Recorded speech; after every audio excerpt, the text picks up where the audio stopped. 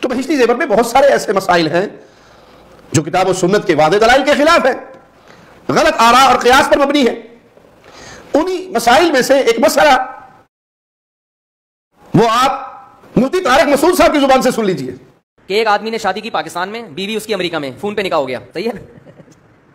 بندہ کہاں ہے؟ پاکستان میں، لڑکی کہاں ہے؟ امریکہ میں۔ واقعی لکھا ہوا ہے ایسے، پاکستان امریکہ کی مثال نہیں ہے لیکن بہت ڈسٹینس پہ ہیں کہ ان کا آپس میں ملنا ممکن ہی نہیں ہے۔ یہ پاکستان میں رہتا ہے، وہ امریکہ میں رہتے ہیں، نکاح ہو گیا، 1 سال کے بعد بچہ پیدا ہو گیا، تو بہشتی زیور میں لکھا ہے کہ یہ بچہ باپ کا کہلائے گا، یہ ناجائز بچہ بولو نہیں کہلائے گا۔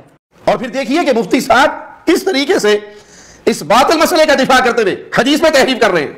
میاں بیوی ہیں تو بچہ کس کا ہے؟ میاں بیوی کا، بس دیٹس آل۔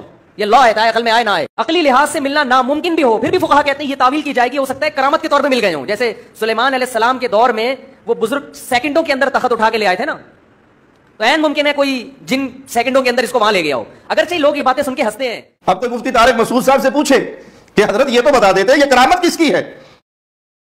علامہ اسحاق علیہ ظہیر رحمہ اللہ مرزا قادیانی پر رد کرتے ہوئے اس کا ایک حوالہ بیان کر کے کہتے ہیں کہ مجھے آخری عمر میں ایک بڑی کرامت ملی کہ میں نے شادی کی اور میرے قریبی دوستوں نے منع کر دیا کہ آپ ایسی بیماریاں آپ کو لاحق ہو چکی ہیں کہ آپ شادی کے قابل نہیں، لیکن میں نے شادی کرنی تھی، کر لی، اور پھر ہوا یہ کہ مجھے اس عورت میں سے اولاد بھی ہو گئی جبکہ میں شادی کے قابل ہی نہیں تھا۔ تو علامہ صاحب رحمہ اللہ فرمانے لگے مرزا جی یہ آپ کی کرامت نہیں ہے، یا یہ آپ کا معجزہ نہیں ہے، یہ تو آپ کی بیوی کی کرامت ہے جس نے بغیر خامن کے بچہ دے دیا۔ تحفہ گولڑا میں لکھتا ہے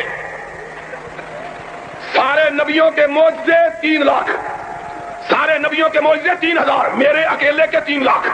اور خیر جالا سنو، بات نہ کرو، بات کرو گے تو میں اپنی بات چھوڑ دوں گا، تمہارے لقموں کی مجھے ضرورت نہیں ہے۔ اس نے کہا سارے نبیوں کے معجزے 3000، میرے اکیلے کے 3 لاکھ۔ میں نے کہا حضرت جی میں طالب علم ہوں، مجھ کو بتلائیے معجزہ کون سا ہے؟ کہنے لگا سب سے بڑا معجزہ، جب میری شادی ہوئی تو میں شادی کے قابل نہیں تھا، جب میری شادی ہوئی تو میں شادی کے قابل نہیں تھا۔ حکیم نور دین کو پتا چلا، اس نے کہا حضرت جی شادی نہ کرو، فتنے کا ڈر ہے، شادی نہ کرو، اور جانتے ہو فتنے کا ڈر ہے۔ کہا لیکن میرا معجزہ دیکھو، ابھی 9 مہینے نہیں گزرے تھے بچہ پیدا ہو گیا۔ میں نے اپنے کتاب میں لکھا، میں نے کہا حضرت جی معجزہ ٹھیک ہے لیکن تمہارا نہیں، تمہاری بیوی کا۔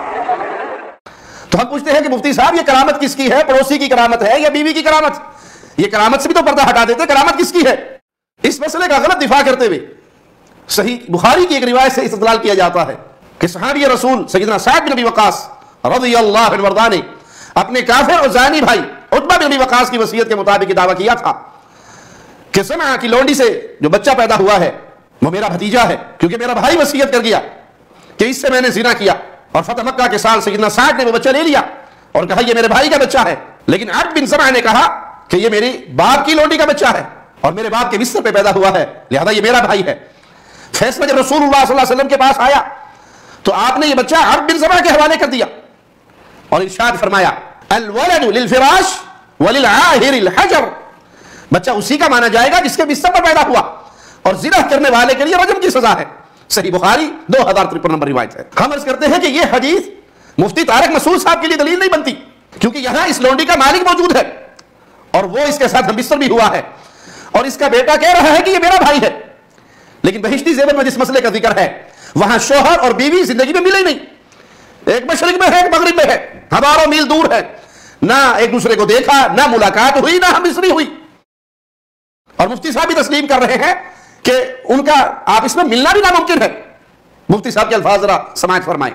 یہ چاروں فقہ کی کتابوں میں لکھا ہوا ہے، بہشتی زیور میں تو وہیں سے لیا ہے کہ یہ پاکستان میں اور وہ امریکہ میں، سال نکاح ہوا ہے ٹیلی فون پہ، کوئی ملاپ نہیں، کیسے ملیں گے بھائی؟ سال کے بعد بچہ مارکیٹ میں آ گیا، تو شریعت کیا کہتی ہے فقہ کے مطابق؟ یہ باپ کون ہے؟ اس بچے کا باپ ہے، اس کو ناجائز کہنے کی آپ کو اجازت بولتے کیوں نہیں؟ ہم عرض کرتے ہیں کہ حضرت اس حدیث سے تو یہ بات ثابت ہوئی کہ شوہر موجود ہو اور میاں بیوی کا صحیح تعلق جماع کا وہ ہو چکا ہو، اور شوہر اپنی بیوی پر زنا کا الزام بھی نہ لگاتا ہو اور نہ ہی لعان کی صورت ہو، بلکہ مان رہا ہو کہ بچہ میرا ہے، لیکن اس کے باوجود اگر کوئی آ کر زنا کا دعویٰ کرے تو اس زانی کی بات کو مسترد کیا جائے گا اور شوہر کا بچہ ہی تسلیم کیا جائے گا۔ ان دونوں صورتوں میں زمین و آسمان کا فرق ہے. ایک طرف میاں بیوی کا تعلق ہوا ہے, خامن موجود ہے, اور کوئی زانی آ کر اعلان کر رہا ہے کہ یہ میرے زنا سے پیدا ہونے والا بچہ ہے, اور دوسری طرف میاں بیوی مشرق و مغرب کی دوریوں پر ہے, ایک دوسرے کو دیکھا نہیں, ملاقات ممکن نہیں, اور ادھر بیوی کے بستر پہ بچہ پیدا ہو جاتا ہے. تو حضرت جی فرماتے ہیں کہ کسی بزرگ کی کرامت سے ہوا ہوگا, یا کسی مفتی کی کرامت سے ہوا ہوگا, یا کسی نہ کسی کی کرامت سے ہوا.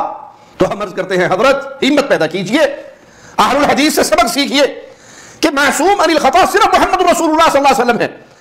آپ صلی اللہ علیہ وسلم کے بعد کوئی معصوم عن الخطا نہیں. اگر کسی نے کوئی بات غلط لکھ دی تو ہمت جرأت پیدا کر کے